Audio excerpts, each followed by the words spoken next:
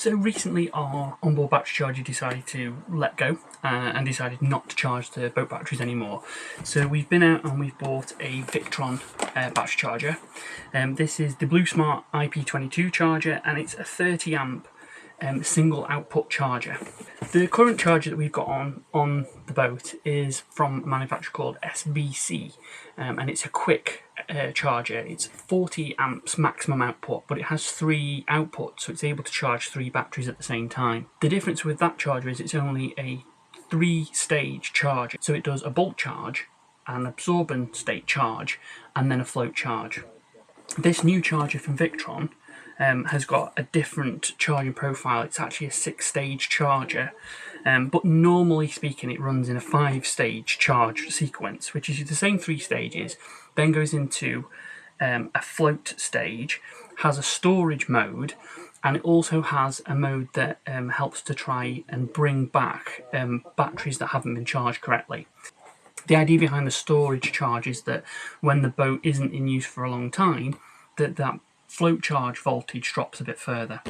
So that's what the modes are. So let's have a quick look at what's in the box. The thing with these chargers is you can do a lot with them. They've got a lot of built-in monitoring.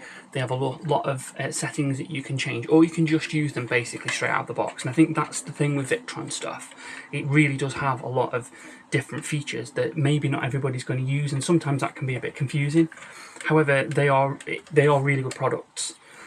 So most of the stuff on the boat now is moved across to the Victron brand, and there's a reason for that, because longer term, I think if we do keep this boat for a long time, we will want to eventually put lithium on the boat, and I want to just make sure that everything is compatible with that. So there's no point now buying a charger that doesn't support lithium batteries.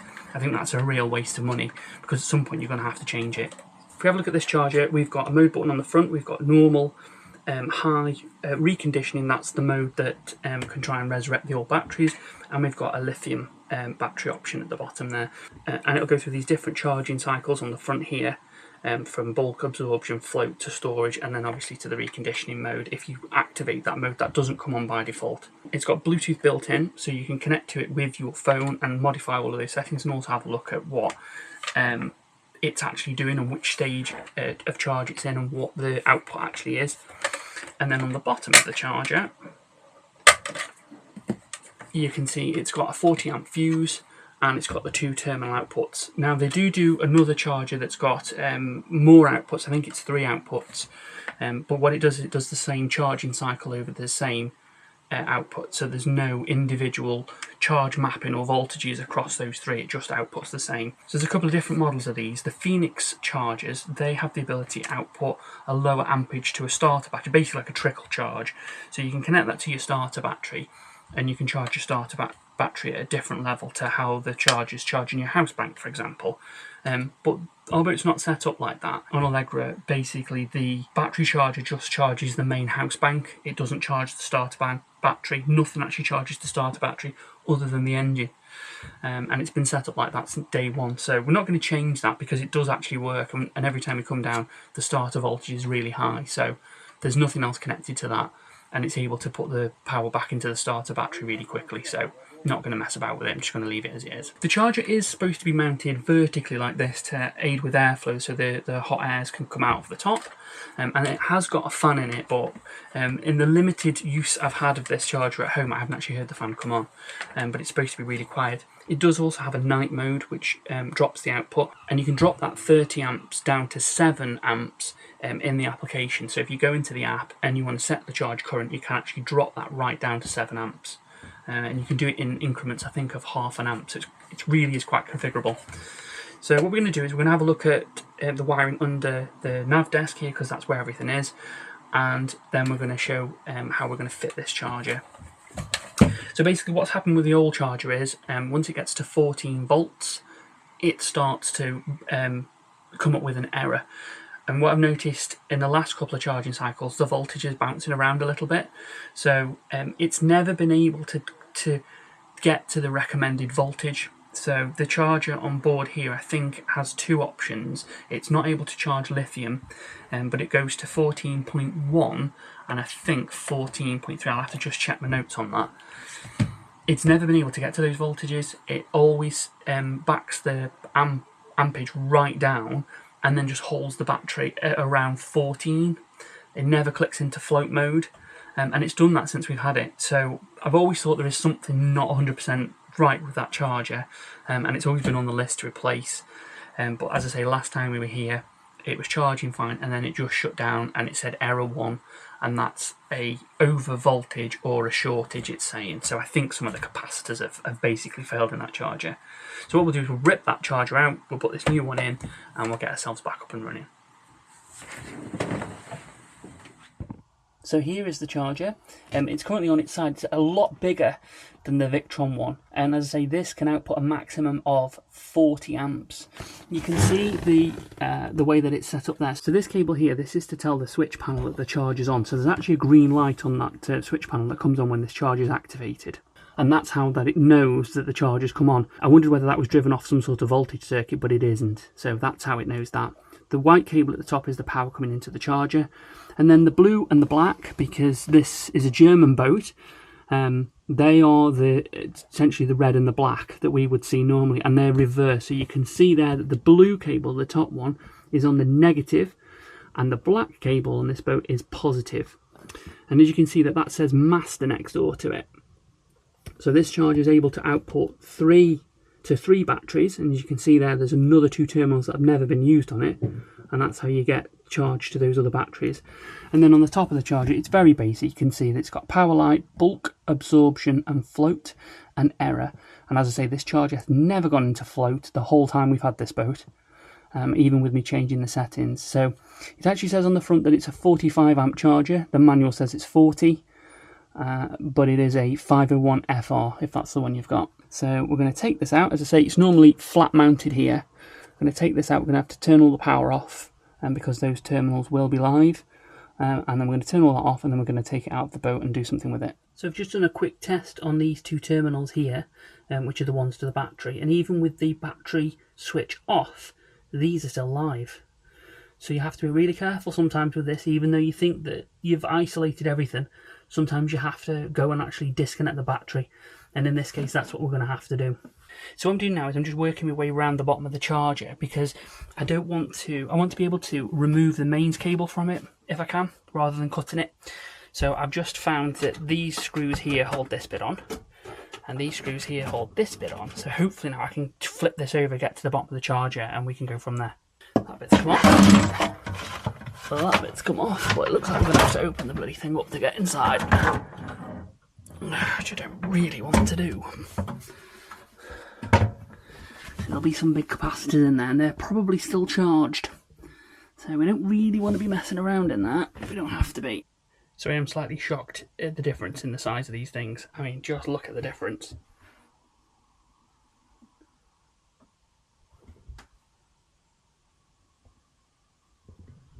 Crazy, really. So as we know with boats, one job turns into 10. So in order to mount the charger vertically here, I've had to remove this little box I made, and that just is to do with the AIS silent switch, and also connecting the VHF, which is up here, to the AIS unit. So that's all that is. So that can just move out of the way. And I've taken the solar charge controller off this back bit, because I'm not going to put it face down like the old one was, horizontally along here. I am going to do a proper job and mount it vertically. So I've made myself some space. I've got loads of cable on my solar charge controller, which is just here. So I've taken that off the wall as well, and we'll put the Victron there.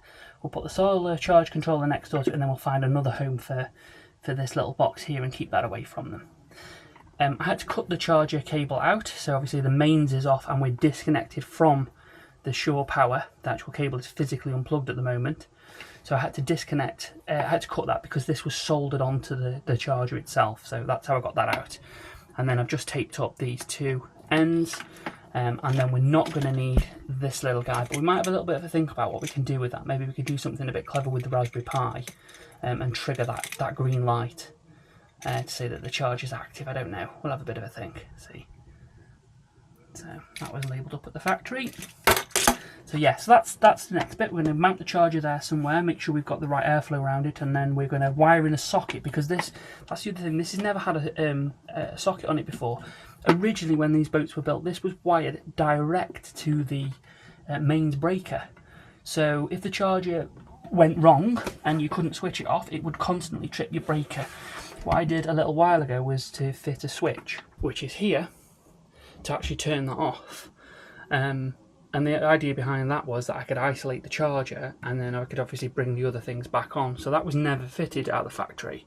So this charger just has the screw terminals on it, so there's no like a lug or a ring terminal or a ferrule or anything. So you have to actually cut quite a lot of the insulation off the wire, and just make sure that that fits into here correctly, and obviously there's nothing showing at the end, so you don't want any wire poking beyond this. If you look down that way, for example, there would be no wire beyond this, because then obviously something could touch that, so you have to make sure that that is insulated there. But there is no terminal or anything on these types of chargers, you just basically put the wire in. There's some good guides in the Victron manual about the thickness of the wire, and my wire is absolutely fine. So yeah, if you look, it's quite a lot of wire stripped back, but I've just checked that and all of that fits into the terminal correctly, so that's what we're going to do next. So I've got the charger fixed now. That was a real pain in the bum, to be honest, to mount that back in there. What I've done at the moment is I've put a plug on, like I said. So I've put a plug on the end of the cable that came with the boat, and then I've just got this flex that I've got to sort out. And that's just from the charger itself. So we're pretty much ready to power it up now, so let's see what happens. Hopefully you can see a couple of flashing lights. So it's come on now, and it's started to bulk charge, so that's what we expect. So it's putting some charge in the battery, but I've got it limited because I was testing it at home. So I've got it limited to 7 amps, and the fridge has just started up, so that's about right. So I'll go onto the app now, and I'll change that. I'm going to do that. So bulk charge, 7.5 amps it's putting out. So we're going to settings, and then we change this max current, and we put that at 30. There you go, straight away, look. And actually you can hear its fan. The fan started. Don't know whether you can hear that. I'll put it right by it. So as you can see here, the battery charger continued to charge the batteries at its maximum output until the battery voltage came up, and then it started to back that off. Some of this is using Victron Smart Networking, which we'll just discuss in a second, because that's a way that the charger can understand what the voltage is actually at the battery. And because we've got a smart shunt, that's now part of that Victron network. And here's a good example of that, because you can see the output actually of the charger is at 14.7, but the battery is receiving around 14.5 volts. And that's because there's a little bit of voltage loss in that, and also that it's running other loads. So it's able to modify its output to meet the settings actually at the battery. A short while later, it clicked over into float mode and reduced the output voltage to around 13.8. And you can see here the different graphs and things that you can get in the history, just showing the information about what it's charged and how much power it's outputted. There's quite a lot of information here for you to look through. In terms of settings, you have the same options as you do on the mode button on the front, but in the app you can also edit those settings and configure things. There's also an advanced option at the bottom there, so when you click into the advanced option, you can alter all the preset voltages to match any presets on your battery, for example. And you can also set a maximum charge current.